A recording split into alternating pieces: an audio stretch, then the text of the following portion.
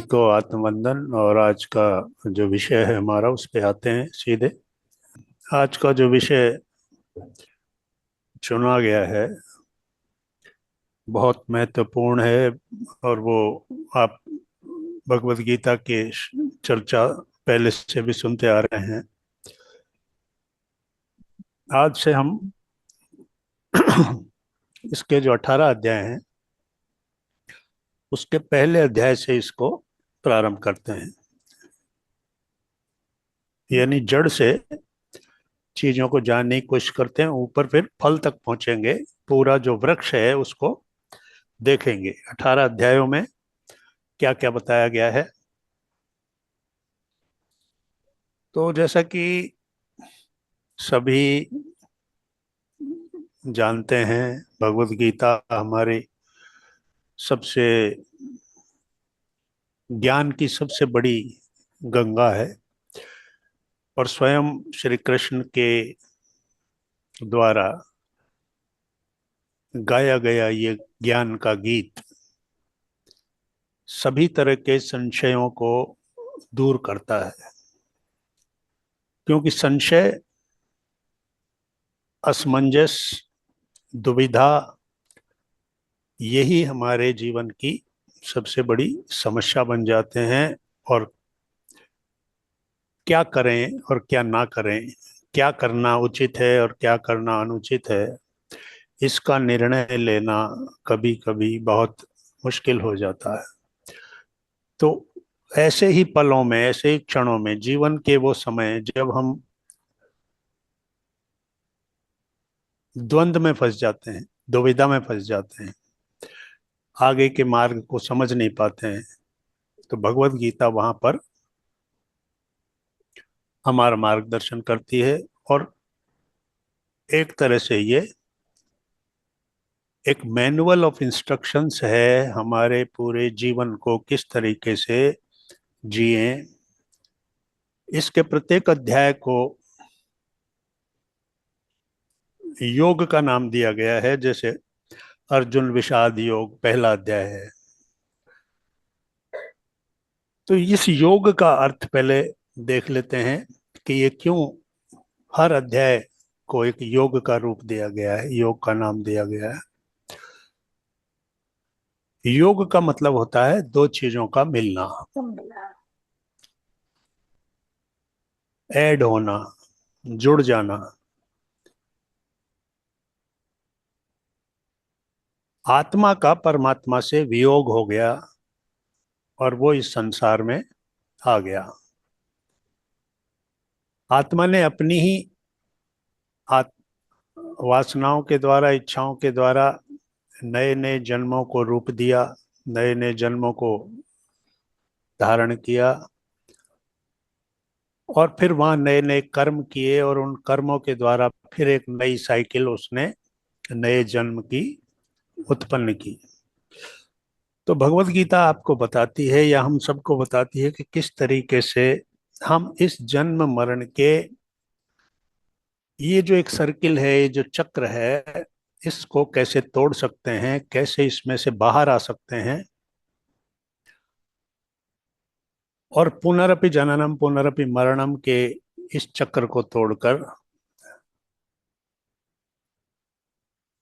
अपने कर्म के प्रति स्पष्ट रूप से, स्पष्ट समझ के साथ आगे बढ़ सकते हैं। और वही हमारे वियोग को, यानी परमात्मा से जो वियोग हुआ उसको वापस योग में बदल सकता है। तो उसके लिए यहाँ पर कर्म योग, ज्ञान योग और भक्ति योग, तीन योग बताए हैं, तीन मार्ग बताए हैं। योग तो अल्टीमेट रिजल्ट है, योग तो वो फल है। लेकिन उस फल तक पहुंचने का जो मार्ग है वो कर्म योग, ज्ञान योग और भक्ति योग के द्वारा है। तीनों मार्ग भी हम चल सकते हैं और किसी एक मार्ग पर चलकर भी वहां पहुंच सकते हैं। सबसे आसान और सहज भक्ति योग बताया गया है। ज्ञानियों के लिए ज्ञान योग है, और सामान्यतया कर्म योग, कर्म को समझकर उस पर अपना काम करना। और निष्काम कर्म क्या है, अकर्म क्या है, विकर्म क्या है, और कर्म बंधन से किस तरीके से बंध, जो हम बंध गए हैं उससे कैसे मुक्त हुआ जा सकता है। तो जिसको हम मोक्ष कहते हैं या मुक्त होना कहते हैं, वास्तव में वो उस कर्म बंधन से छूट जाना है। तो आगे हमें बताया गया है कि ज्ञानाग्नि दग्ध कर्माणाम, ज्ञान की अग्नि से जब सारे कर्म जल जाते हैं तो हम स्वतंत्र हो जाते हैं। कर्मों के प्रति हमारे जो दायित्व है उससे हम मुक्त हो जाते हैं, और इस प्रकार से नए जो जन्म हैं उनसे हम मुक्त हो जाते हैं। तो इस प्रकार से भगवत गीता एक ऐसा कल्प वृक्ष है जिसके मनोवांछित, जो हमारे मन में है, सवाल हैं, दुविधाएं हैं, उनको दूर करने का फल हम प्राप्त कर सकते हैं। भगवद गीता किस समय प्रकट हुई? एक महान युद्ध की तैयारी थी। दोनों सेनाएं आमने सामने खड़ी थी, महाभारत का युद्ध प्रारंभ होने वाला था। 18 दिन चले इस युद्ध के अंदर 18 अक्षौहिणी सेना नष्ट हो गई थी। इतने बड़े नरसंहार से पहले अर्जुन, जिसने कि अपने भाइयों के साथ इस युद्ध के लिए पूरी तैयारी की थी, बहुत से अस्त्र शस्त्र प्राप्त किए थे, वो भी शत्रु सेना को सामने देखकर मोह के एक ऐसे जाल में फंस गया कि उस जाल में से निकालने के लिए श्री कृष्ण को भगवद गीता का उपदेश करने का आवश्यकता हो गई, क्योंकि इसके अतिरिक्त और कोई रास्ता उस पल में, उस क्षण में, जब युद्ध की घोषणा हो चुकी है, शंख ध्वनि हो चुकी है, ऐसे में अर्जुन कहता है कि मुझे शत्रु सेना के सामने मेरे रथ को जाके खड़ा किया जाए, जिससे कि मैं देख सकूं कि मुझे किन लोगों के साथ युद्ध करना है। और जब वो सामने देखता है कि उसी के अपने परिवार के लोग उसके सामने युद्ध के लिए खड़े हुए हैं, तो वो मोह के ऐसे द्वंद्व में फंस जाता है कि इन्हीं लोगों को मारकर अगर मुझे युद्ध जीतना है और राज्य प्राप्त करना है, तो फिर मैं इस युद्ध से क्या हासिल करूंगा? अपने ही प्रियजनों को मारकर ऐसे खून से सने हुए राज्य को प्राप्त करके मुझे क्या मिलेगा? इससे तो अच्छा है कि मैं भिक्षा मांग कर ही अपने जीवन को जीऊं। इस प्रकार के विचार उसके अंदर आते हैं। तो दो चीजें मूल रूप से, जो ये भगवत गीता के ज्ञान रूपी कल्प वृक्ष का जो बीज है, वो है मोह, अटैचमेंट। और ये दो लोगों के बीच ये मोह हुआ। एक का मोह युद्ध का कारण बना, और दूसरे का मोह भगवत गीता का कारण बना। पहला है धृतराष्ट्र, जिसका मोह राज्य को अपने ही पास और अपने ही पुत्रों को देने का मोह था।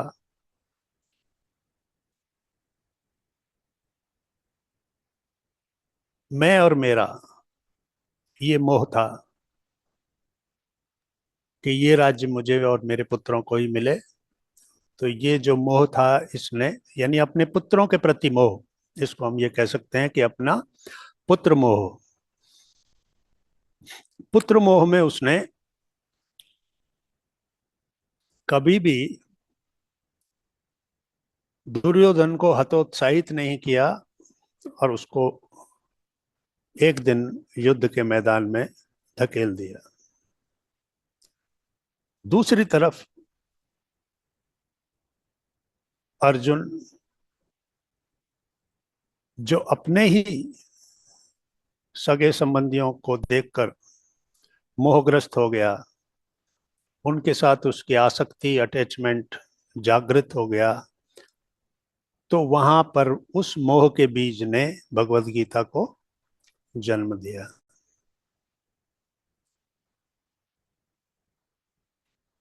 तो मोह का मूल कारण था,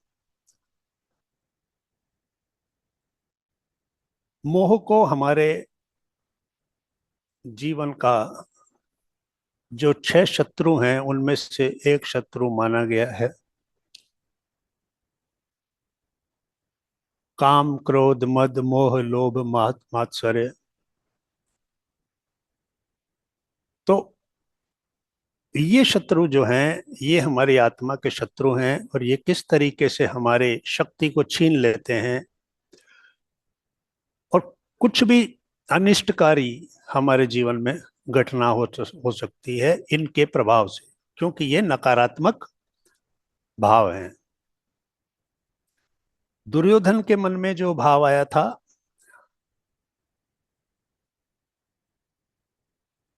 वो था अपने ही लिए सब कुछ चाहना, अपने पुत्रों के लिए सब कुछ चाहना। और अर्जुन के मन में जो मोह आया था वो था दूसरों के प्रति प्रेम का कारण, कि मैं इनसे, ये तो मेरे अपने हैं, इनके साथ मैं युद्ध करूं। तो दोनों के मोह के कारण अलग अलग थे, लेकिन परिणाम जो थे, एक का परिणाम युद्ध था,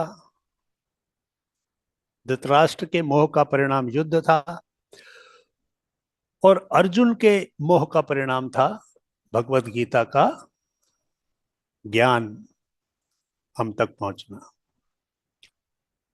तो यही होता है आसुरी और दैवीय भाव।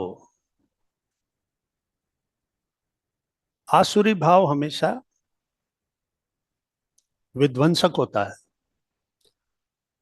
और दैवीय भाव में अगर कोई भाव ऐसा आ भी जाता है, तो उससे प्रकट होती है एक नई जलधारा, जो आने वाली सदियों तक प्राणदायिनी जल की धारा बनकर सभी आने वाली जनरेशन्स को मार्गदर्शन देती है और उनकी ज्ञान की प्यास को बुझाती है। तो भगवत गीता में अर्जुन की स्थिति को जब हम देखते हैं, मोह के कारण उसके शरीर में शक्ति नहीं रही, धनुष हाथ से गिरने लगा, और खड़ा रहना भी मुश्किल हो गया। अर्थात हमारा शरीर पूरी तरह से स्वस्थ होते हुए भी, अर्जुन युद्ध के मैदान में था, शरीर पूरी तरह से स्वस्थ था, लेकिन सिर्फ एक भावनात्मक प्रहार हुआ अंदर, अटैक हुआ, इमोशनल अटैक, और उस भावनात्मक प्रहार ने शरीर की सारी शक्ति को सोख लिया, और अर्जुन रथ के पिछले भाग में जाकर बैठ गया। वो खड़ा भी नहीं रह पा रहा था, और वो कह रहा था कि मेरा मुंह सूख रहा है, मेरी त्वचा जल रही है, क्योंकि सारा जो अंदर का जो गर्मी थी उसने पूरी त्वचा में अग्नि पैदा कर दी और मेरे अंदर इतनी भी शक्ति नहीं है कि मैं इस धनुष को लेकर खड़ा हो सकूं। तो मोह या क्रोध, ये जो भी छह शत्रु हैं, काम के वशीभूत भी व्यक्ति अपनी सारी शक्ति खो देता है, क्रोध के वशीभूत भी, मद यानी अहंकार होता है, मोह होता है और मात्सर्य यानी ईर्ष्या होती है। इन सभी के तहत ये भावनाएं जब अंदर आती हैं तो ये हमारी शक्ति को नष्ट कर देती हैं।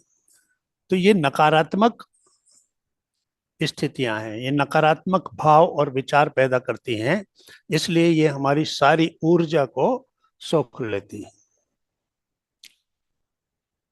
तो पहला अध्याय अर्जुन विषाद योग के नाम से है।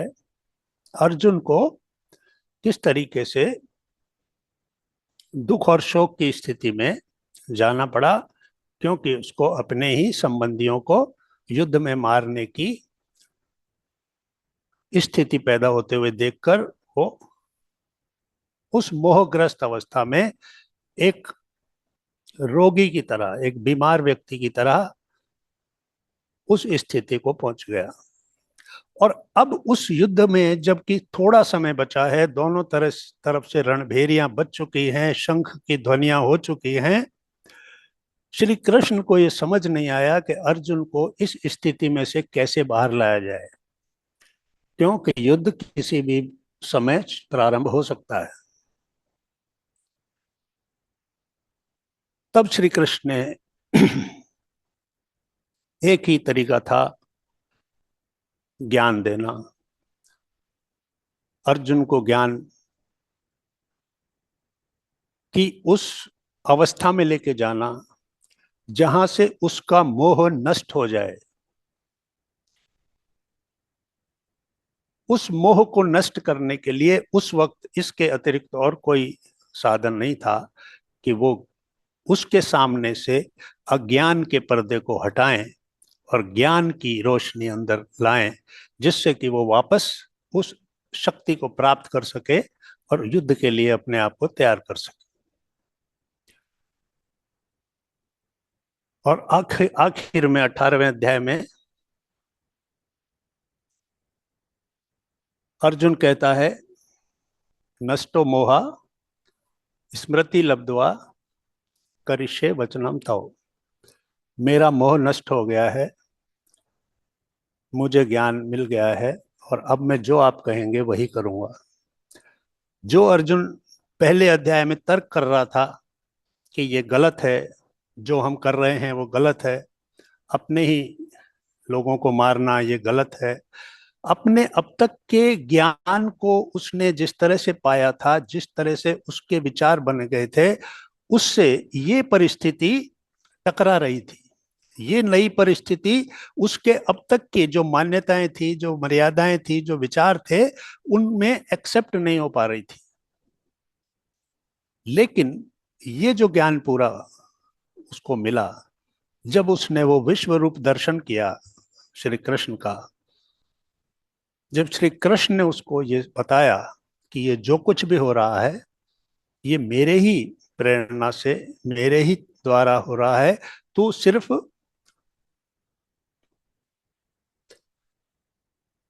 एक निमित्त बन जा, तू निमित्त है, तू उपकरण है, तू कर्ता नहीं है। तो उसको निमित्त बनाने के लिए जब उसके अंदर निमित्त भाव आ गया कि मैं जो सोच रहा हूं कि मैं ये कर रहा हूं, मुझे ये करना है, तो ये सब अज्ञान है। मैं तो सिर्फ एक निमित्त हूं, जो भी किया जा रहा है मैं सिर्फ अपने कर्म से बंधा हुआ हूं, वो कर्म मुझे करना है। कर्म अगर मैंने पूरी दृढ़ता के साथ, इच्छा के साथ, समर्पण के साथ किया, तो मेरे लिए युद्ध में हार और जीत का कोई महत्व नहीं है। युद्ध को करना वही मेरा कर्तव्य है, वही मेरा कर्म है। तो इस प्रकार से अपने कर्म के प्रति वो सचेत हुआ, जागृत हुआ और फिर उसने उस कर्म को किया। और यही भगवत गीता का उद्देश्य था, अर्जुन के अंदर से उस मोह को नष्ट करना और उसको उस ज्ञान की प्राप्ति होना, जिससे कि वो उस कठिन समय में जहां दोनों सेनाएं खड़ी थी, किसी भी पल युद्ध प्रारंभ होने वाला था, ऐसे में अर्जुन को उस स्थिति से बाहर लाने के लिए जिस ज्ञान का उपयोग किया गया वो श्रीमद् भगवत गीता है। तो ओम श्री परमात्मने नमः। हम श्री कृष्ण को प्रणाम करते हुए पहले अध्याय को प्रारंभ करते हैं।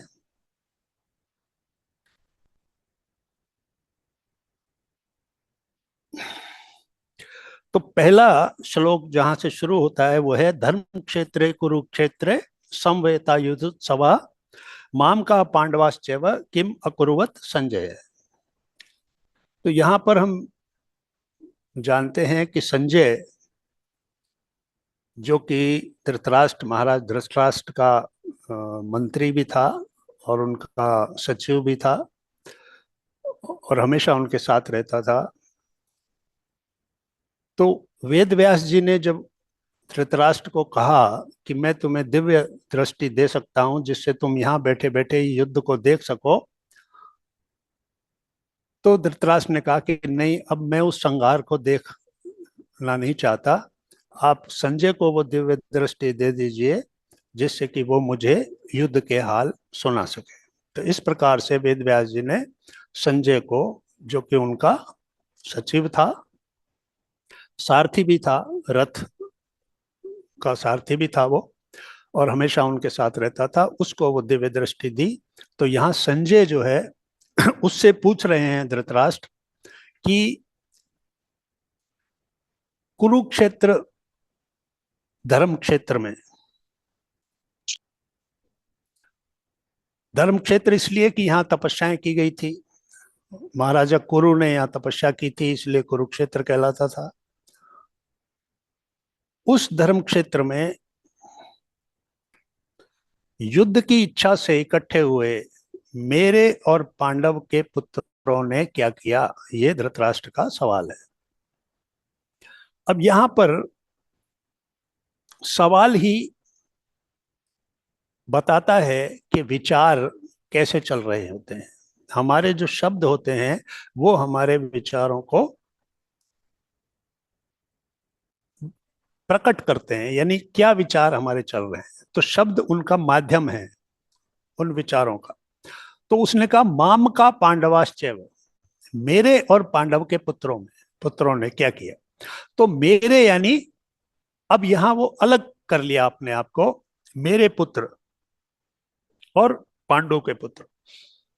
तो यहां से वो मोह का भाव, वो विचार प्रकट होता है।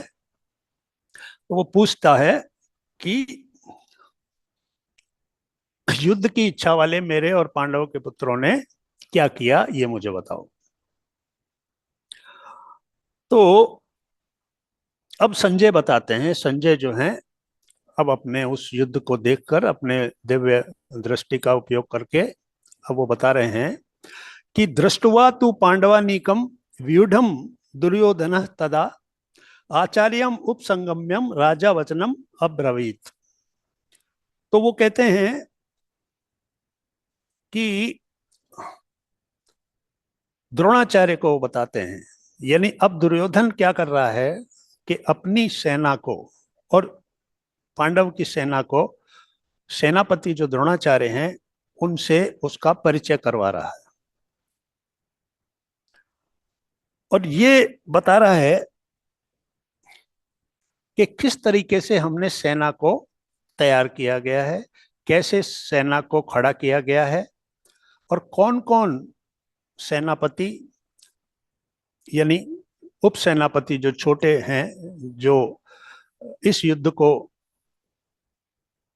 आगे लेके जाने वाले हैं, उनका परिचय दिया जा रहा है। और इसी तरीके से पांडवों के भी सेना के बारे में वो बता रहा है। तो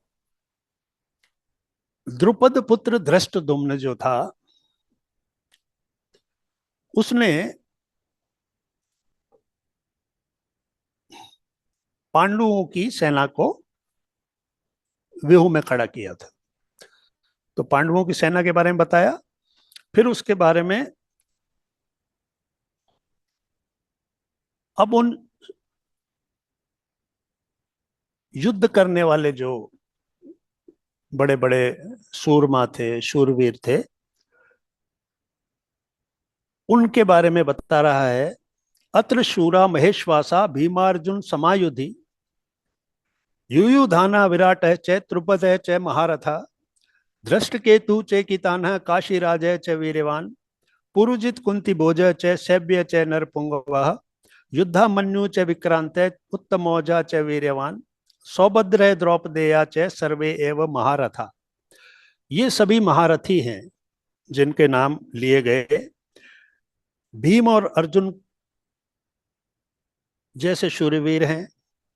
सात्यकी और विराट, विराट नगर के राजा विराट जैसे महारथी हैं। राजा द्रुपद स्वयं हैं। राजा द्रुपद द्रौपदी के पिता थे। और धृष्टकेतु और चेकितान और काशीराज, कुंतीभोज, युद्धामन्यु, उत्तमौजा, अभिमन्यु और द्रौपदी के पांचों पुत्र। तो इस प्रकार से उसने द्रोणाचार्य को बताया कि कौन कौन उस सामने वाली सेना में महारथी हैं। उसके बाद वो कहता है अस्माकम तु विशिष्टा ये तन्निबोध द्विजोत्तमा नायका मम सैन्यस्य संज्ञार्थम तान ब्रवीमि थे। अब मैंने उनका तो वर्णन कर दिया, दुर्योधन कहता है, अब हमारी सेना के बारे में भी आप जान लीजिए कि आप स्वयं द्रोणाचार्य हैं, यानी आप स्वयं जो हैं। पिता में भीष्म हमारी तरफ हैं, कर्ण और कृपाचार्य हमारी तरफ हैं, और अश्वत्थामा, विकर्ण और भूरिश्रवा, ऐसे ऐसे सभी आप बड़े शूरवीर हमारी तरफ से हैं। अन्ये च बहवे शूरा मदर्थे त्यक्त जीविता नाना शस्त्र प्रहरणा सर्वे युद्ध विशारदा। और मेरे लिए अपने जीवन की आशा को छोड़कर, यानी वो युद्ध में प्राण भी जा सकते हैं, तो उन्होंने अपने प्राणों की इच्छा भी छोड़ दी है सिर्फ मेरे लिए। ये दुर्योधन का अहंकार है कि मेरे को राजा देखने के लिए या मुझे राजा बनाने के लिए ये सभी लोग अपने प्राणों को छोड़ने के लिए तैयार हैं। और ये सभी युद्ध में चतुर हैं और सबके सब बड़े बड़े शस्त्र लिए हुए हैं। अपर्याप्तम तत् अस्माकं बलम भीमाभिरक्षितम पर्याप्तम तु इदम एतेषाम बलम भीमाभिरक्षितम।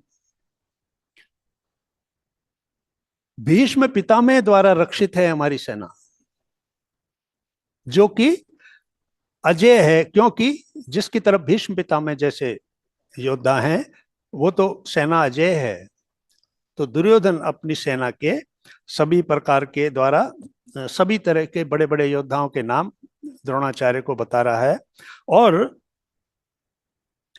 भीम द्वारा रक्षित इन पांडवों की सेना, इधर से भीष्म पितामह है और उधर से कहता है कि ये तो भीम है दूसरी तरफ, जो इस सेना को की रक्षा कर रहा है। तो ये तो बड़ा सुगम सा काम है इस सेना को जीत लेना। अन्येषु च सर्वेषु यथा भागम अवस्थितः भीष्मम एव अभिरक्षन्तु भवन्ते सर्वे एव ही। इसलिए सब मोर्चों पर सभी लोग अपने अपने स्थान पर रहकर भीष्म पितामह की ही रक्षा करनी है। जब तक भीष्म पितामह है हमारी सेना अजय रहेगी, इसलिए सभी लोग भीष्म पितामह की ही रक्षा करें। तस्य संजय नयनम हर्षम कुरु वृद्ध पितामह सिंहनादम विनद्य उच्चय शंखम दद्मो प्रतापवान। और इस प्रकार की बातें सुनकर भीष्म पितामह ने, जो कि हस्तिनापुर के सिंहासन के प्रति अपनी पूरी निष्ठा व्यक्त कर चुके थे कि मैं इस सिंहासन पर बैठने वाले चाहे जो भी व्यक्ति हो उसके प्रति ही मैं पूरी तरह से अपना समर्पित रहूंगा, जो आदेश मुझे मिलेगा मैं वही करूंगा। तो इसलिए जब भीष्म पितामह को ये दुर्योधन की बात उन्होंने सुनी तो उन्होंने शंख बजाकर सहमति प्रकट की कि हम अजय हैं और इसलिए युद्ध को प्रारंभ किया जाए। तो सिंह की से दहाड़ के समान उन्होंने शंख बजाया। ततः शंखा च भैर्य च पणवान गोमुखा सहसा एव अभ्यंत्य स शब्द तुमुल अभवत। तो जैसे ही भीष्म पितामह ने शंख बजाया, चारों तरफ से रणभेरियां बजने लगी। युद्ध में उत्साह वर्धन करने के लिए उस वक्त दोनों सेनाओं के पास तरह तरह के वाद्य यंत्र हुआ करते थे, जिसमें रणभेरियां होती थी, उनसे आवाजें निकाली जाती थी। ढोल और मृदंग होते थे, उनको बजाकर योद्धाओं को जोश दिलाया जाता था। नरसिंघे जैसे बाजे होते थे, वो सभी होते थे योद्धाओं को युद्ध के अंदर जोश दिलाने के लिए। तो वो सब एक साथ बज उठे। भीष्म पितामह के शंख के ध्वनि के साथ ही जितने भी वाद्य थे वो सारे युद्ध को प्रारंभ करने के लिए एक साथ बज उठे। और इतना भयंकर शब्द हुआ उससे कि चारों तरफ से सभी योद्धाओं ने अपने अपने शंख बजाना प्रारंभ कर दिए।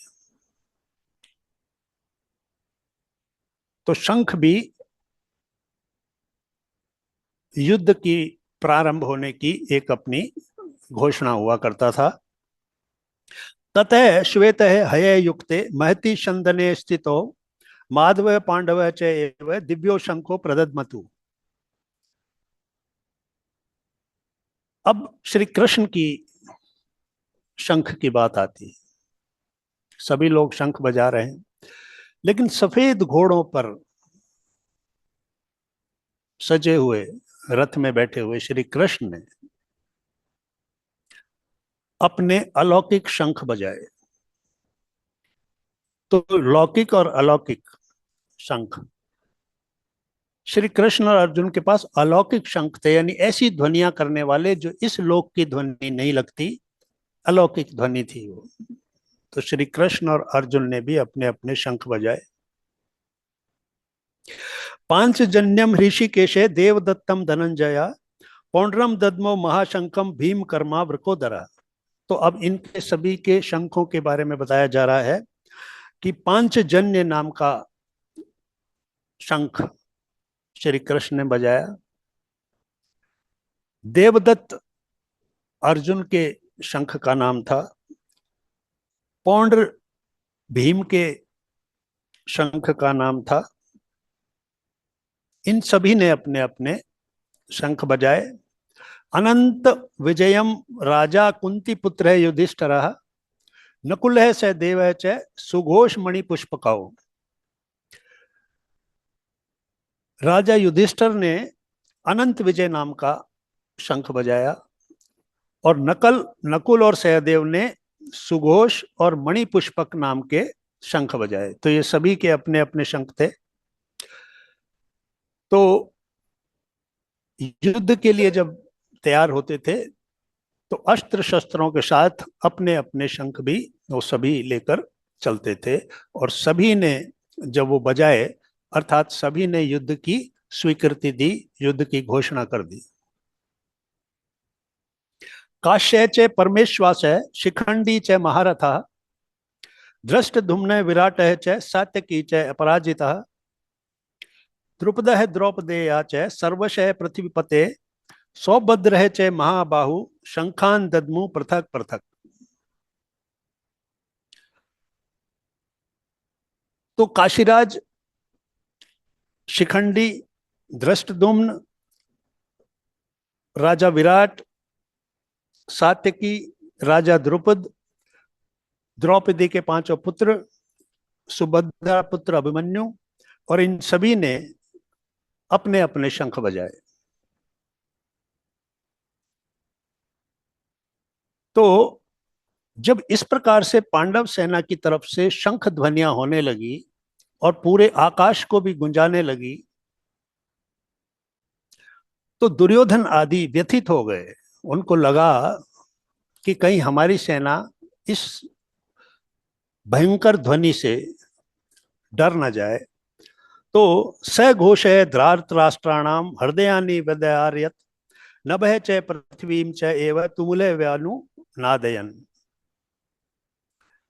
उस भयानक शब्द ने आकाश और पृथ्वी को गूंजाते हुए धृतराष्ट्र के पक्ष वालों के हृदय विदीर्ण कर दिए।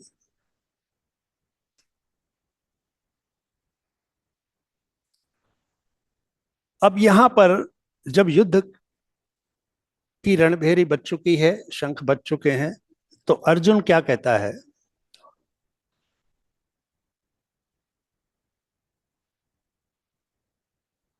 अथ व्यवस्थितान दृष्ट्वा धार्तराष्ट्रान् कपिध्वजः प्रवृते शस्त्र संपाते धनु उद्धम्य पांडवः ऋषिकेशम तदा वाक्यम इदम आह महीपते सेनयो उभयो मध्ये रथम स्थापय में अच्युत। तो अब यहाँ अर्जुन ने जब ये सारी स्थिति देखी तो वो कहता है,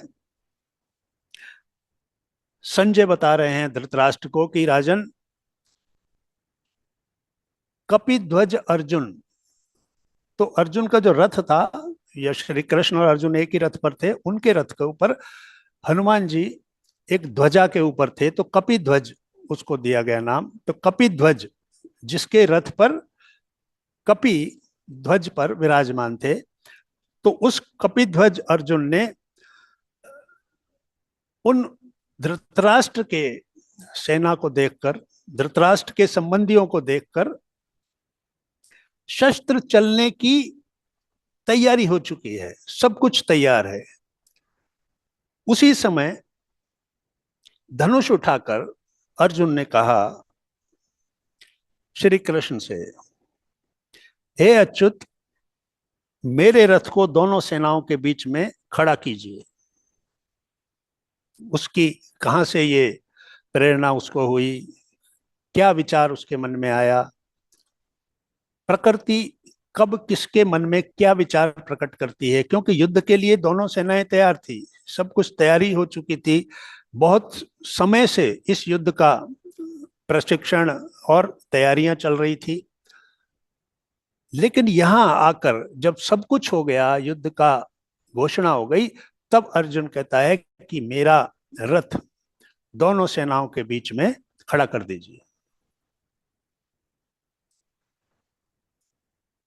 यावत एतान निरीक्षे अहम योद्धु कामान अवस्थितान कै मया से योद्धव्यम अस्मिन रण समुद्यमे। मैं युद्ध की अभिलाषा से आए हुए इन सभी लोगों को देखना चाहता हूं, और ये जो युद्ध रूप व्यापार प्रारंभ होने वाला है, इसमें मुझे किन किन के साथ युद्ध करना है, जब तक मैं उन सबको देख न लूं, मेरे रथ को वहीं खड़ा रखिए। इस इच्छा के साथ अर्जुन ने श्री कृष्ण का को अपना निवेदन किया। योत्स्यमानान अवक्षे अहम ये एते अत्र समागताः धार्तराष्ट्रस्य दुर्बुद्धे युद्धे प्रिय चिकीर्षवः। तो दुर्बुद्धि दुर्योधन का हित चाहने वाले ये जो राजा लोग इस सेना में आए हैं, मैं इन सबको देखना चाहता हूं। एवं मुक्तः ऋषिकेश गुडाकेशेन भारत सेनयो उभयो मध्ये स्थापयित्वा रथोत्तमा भीष्म द्रोण प्रमुखतः सर्वेषां च महीक्षिताम उवाच पार्थ पश्येतान संवेतान कुरुनीति। तो संजय बोलते हैं, हे धृतराष्ट्र, अर्जुन के इस प्रकार कहने से श्री कृष्ण ने, महाराज कृष्ण ने दोनों सेनाओं के बीच में भीष्म और द्रोणाचार्य जहां खड़े थे उनके सामने ले जाकर उस रथ को खड़ा कर दिया और कहा कि हे पार्थ, हे अर्जुन, युद्ध के लिए आए हुए इन कौरवों को देख। कौरव सेना की तरफ से आए हुए इन सभी को तू देखना चाहता है तो वो तू देख। तत्र पश्यत स्थितान पार्थ पितरन अथ पितामहान आचार्यान मातुलान भात्रन पुत्रान पौत्रान सखीना तथा शशुरान सुहृदय च एव सेनयो उभयो अपि। तो अब इसके बाद प्रथापुत्र अर्जुन ने उन दोनों सेनाओं में स्थित क्या देखा कि उसके सामने युद्ध की इच्छा से जो लोग खड़े हुए हैं वो उसके ताऊ हैं, चाचा हैं, दादा हैं, परदादा हैं, गुरु हैं, मामा हैं, मित्र हैं, ससुर हैं और सभी कुटुंबी जन हैं। उन पर उसकी नजर पड़ी। तान समीक्षय से कौन्तेय सर्वान बंधुन अवस्थितान कृपया पर्या आविष्ट विषीदन इदम अब्रवीत। इस प्रकार उन अपने बंधुओं को अपने सामने खड़ा हुआ देखकर अत्यंत करुणा से युक्त होकर, यानी अर्जुन की स्थिति ये हो गई कि वो करुणा से भीग गया कि ये मेरे सभी लोग, ये तो मेरे प्रिय वो लोग हैं, मेरे परिवार के लोग हैं, मेरे बंधु हैं, मेरे गुरु हैं, उन्हें देखकर और अब मुझे इनको मारना है। तो वो करुणा से भीग गया। तो वो शोक उसके अंदर फैल गया, शोक मग्न हो गया और ये बोला, दृष्टवा इमं स्वजनम कृष्ण युजुत्सम समुपस्थितम सीदंती मम गात्राणि मुखम च परिशुष्यति वे पथु च शरीरे में रोम हर्ष च जायते। हे कृष्ण, युद्ध क्षेत्र में डटे हुए युद्ध के इन अभिलाषियों को देखकर, इस शत्रु समुदाय को देखकर मेरे अंग शिथिल होते जा रहे हैं, ढीले पड़ते जा रहे हैं, मेरा मुख सूखा जा रहा है, शरीर में कंपन हो रहा है और बहुत रोमांच हो रहा है। ऐसी मेरी स्थिति हो गई है। गांडीवम संस्त्रस्ते हस्तात त्वक्च एव परिदह्यते न च शक्नोमि अवस्थातुम भ्रमति एव च मे मनः। हाथ से गांडीव धनुष गिर रहा है, त्वचा जल रही है और मेरा मन भ्रमित हो गया है और इसलिए मैं खड़ा रहने में भी समर्थ नहीं हूं। निमित्तानि च पश्यामि विपरीतानि केशव न च श्रेय अनुपश्यामि हत्वा स्वजनम आहवे। और हे केशव, मैं लक्षणों को भी बहुत विपरीत देख रहा हूं तथा इस युद्ध में स्वजन समुदाय को मारकर मैं कोई कल्याण नहीं देख पा रहा हूं। न कांक्षे विजयम कृष्ण न च राज्यम सुखानि च किम न राज्येन गोविंद किम भोगे जीवितेन वा। हे कृष्ण, मैं न तो विजय चाहता हूं और न राज्य तथा सुखों की ही कोई इच्छा है।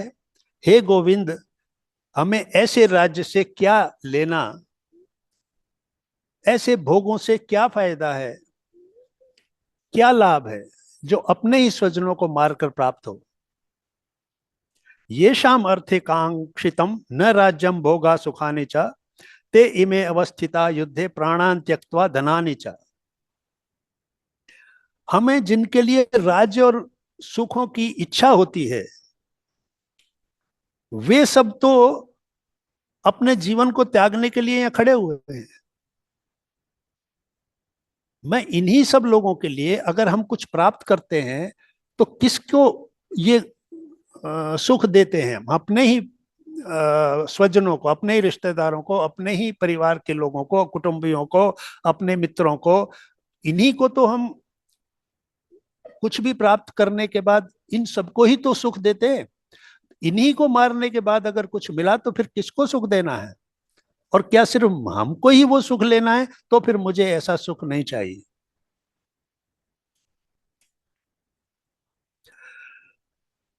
आचार्य पितरः पुत्र तथा एव च पितामह मातुला ससुरा पौत्रा शाला संबंधित तन तथा। तो गुरुजन, ताऊ चाचे, लड़के और उसी प्रकार दादे मामे, ससुर पौत्र साले तथा और भी सभी संबंधी लोग हैं। एतानत हंतुम इच्छामि विघ्नतः अपि मधुसूदना अपि त्रैलोक्य राज्यस्य हेतो किमनु मही कृते। हे मधुसूदन, मुझे मारने पर भी अथवा तीनों लोगों का राज्य भी अगर मुझे मिल जाए तो मैं इनको नहीं मार सकता, मैं इनको नहीं मारना चाहता। ये तो छोटा सा राज्य है, मैं तीनों लोगों के राज्य के लिए भी इन लोगों को नहीं मार सकता।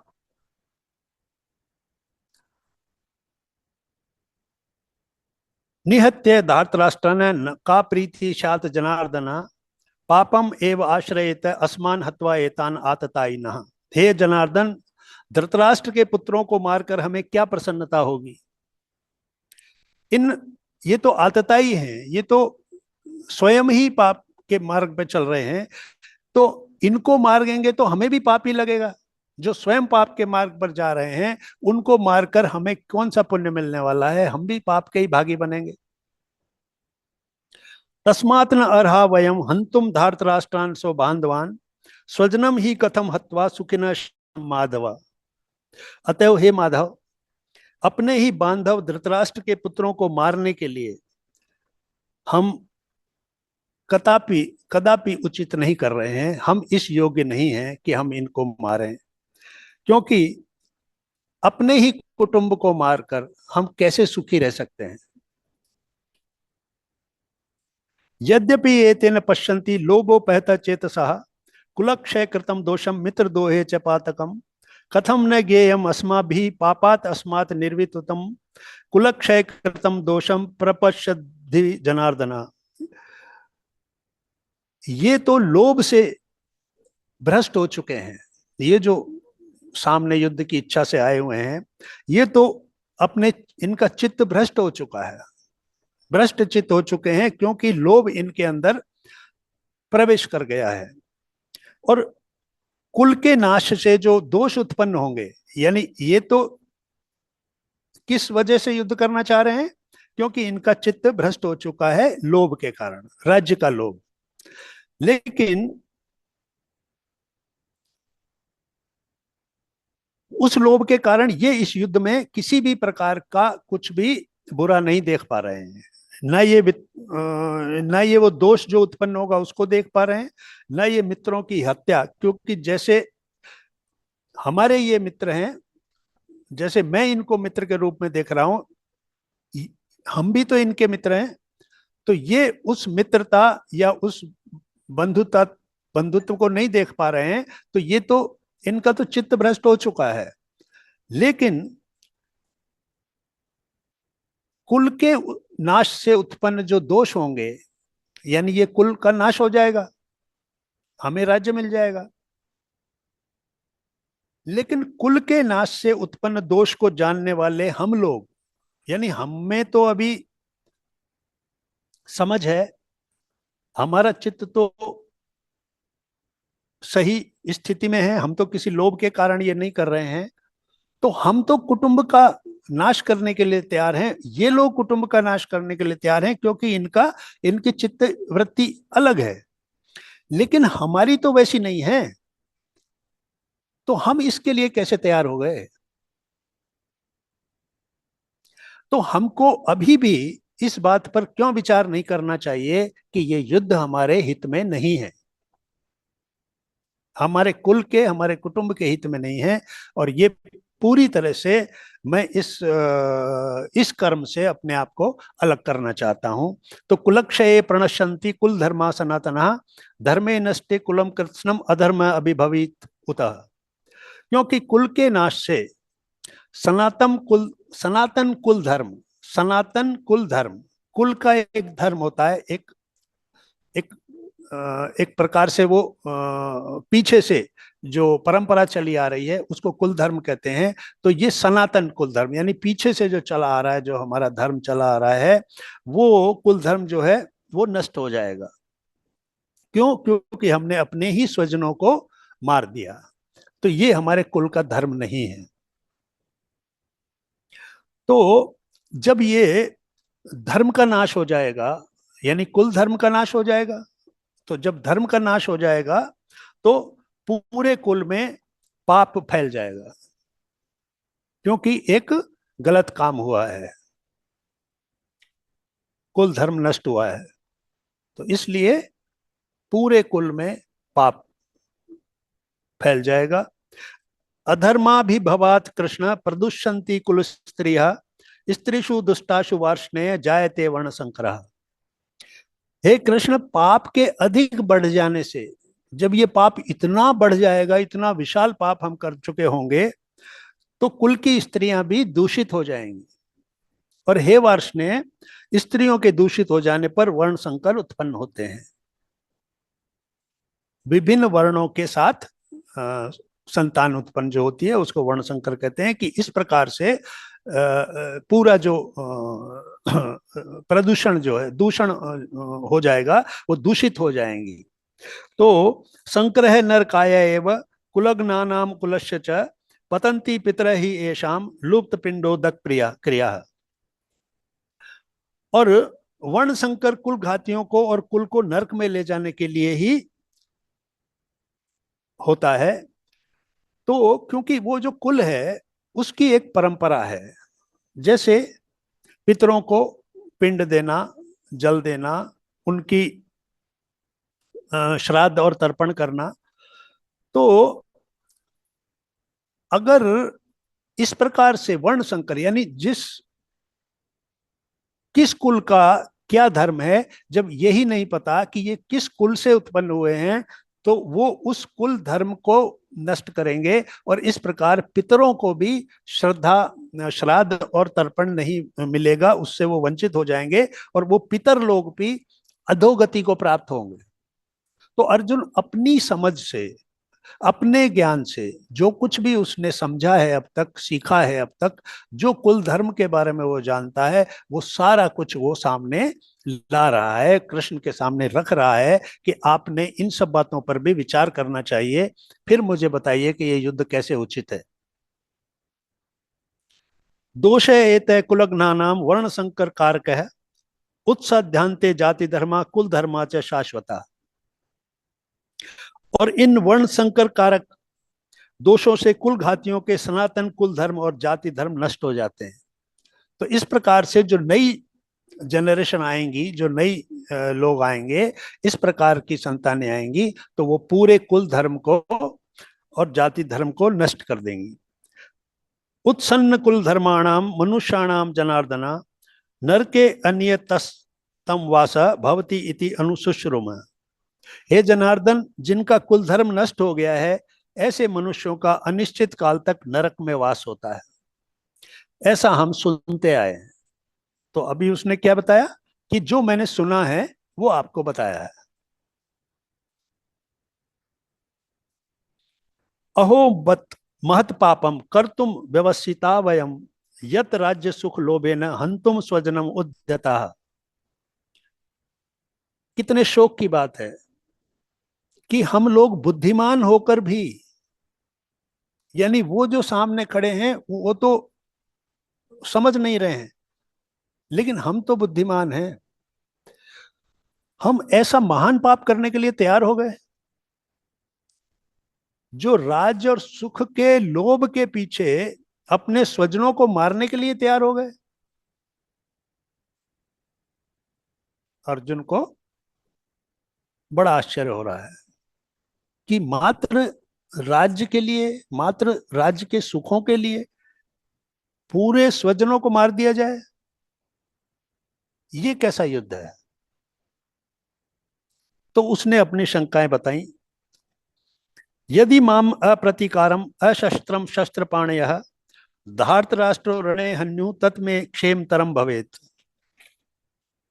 यदि मुझ शस्त्र रहित, यानी मैंने अपना शस्त्र तो रख दिया है, गांडीव मैंने रख दिया है, तो शस्त्र रहित हो गया हूं, और सामना भी मैं अब नहीं करूंगा, तो दूसरों के हाथ में शस्त्र हैं, तो वो अपने शस्त्र से अगर मुझे मार डालें तो वो मरना भी मेरे लिए बहुत कल्याणकारक होगा। मैं वो मृत्यु पसंद करूंगा बजाय मेरे स्वजनों को मारने के। तो मारने से मैं मरना ज्यादा पसंद करूंगा। मैंने अपना शस्त्र रख दिया है और मैं निहत्था हूं, और अब ये लोग मुझे मार दें, मुझे ये स्वीकार है, पर स्वजनों की हत्या नहीं करूंगा।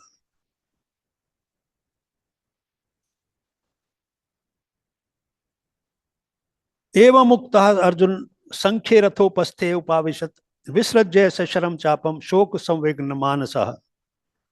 रणभूमि में शोक से उद्विग्न मन वाला अर्जुन इस प्रकार कहकर बाण सहित धनुष को त्याग कर रथ के पिछले भाग में बैठ गया। तो संजय ने यहां पर अपनी बात को समाप्त किया पहले अध्याय के रूप में, कि इस बात को कहकर कि मैं ये युद्ध नहीं करूंगा, मेरे मुझे मृत्यु स्वीकार है लेकिन मारना स्वीकार नहीं है। मेरे ही स्वजन अगर सामने खड़े हैं तो मैं राज्य के सुख और लोभ से उनकी हत्या नहीं करूंगा। ये कहकर अर्जुन ने रथ के पीछे वाले भाग में जाकर बैठ गया। तो इस प्रकार से ये पहला अध्याय हमारा समाप्त होता है। आज का विषय हमारा यहीं तक था। आगे कल हम इसका दूसरा अध्याय लेंगे।